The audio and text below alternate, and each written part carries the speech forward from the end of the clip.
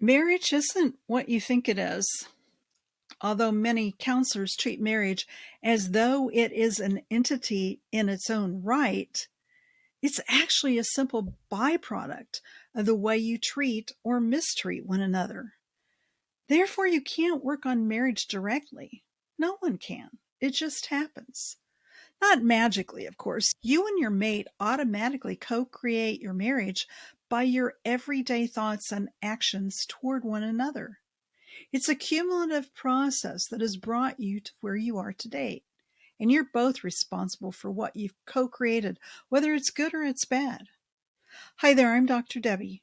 As a clinical psychologist, I worked with men and women in counseling for more than 25 years, and I've learned a lot about hopes and fears, dreams and disappointments. Now I want to share that information with you. So let's dive in. What exactly is wrong with working on your marriage?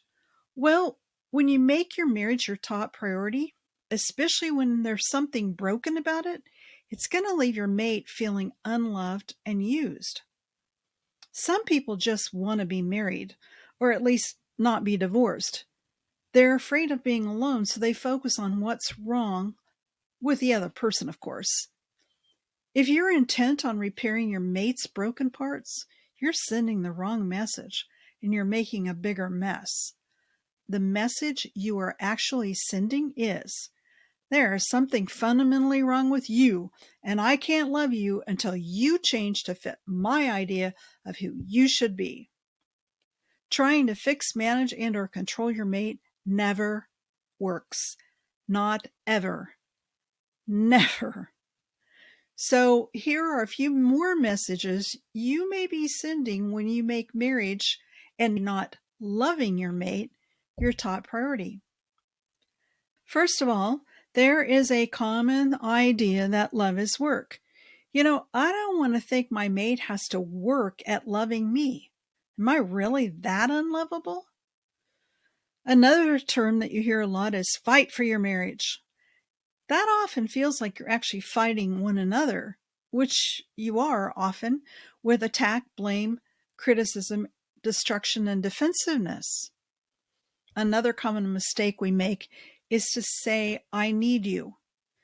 Because you're my spouse, you exist to meet my needs. I'm not okay until you make me okay, and nothing else matters. And if you're having your own struggles, fix them now.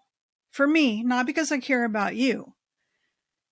Getting your priorities straight is very important. And here's the short list in priority order. Number 1, know your personal value. Accept your own vulnerabilities. Grow up, growing more confident and strong. Number 2, listen to learn. Learn to love. Being available and responsive to one another's needs and allowing your mate to be in his process too.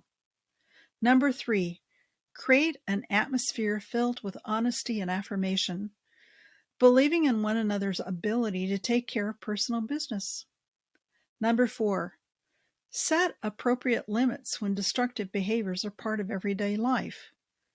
Number 5, love, respect, understanding, and grace are essential for the process because we're all broken and in need of healing.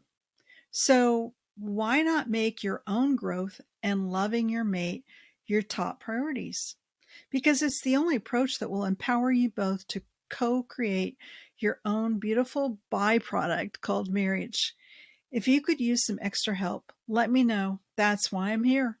We'll talk again soon.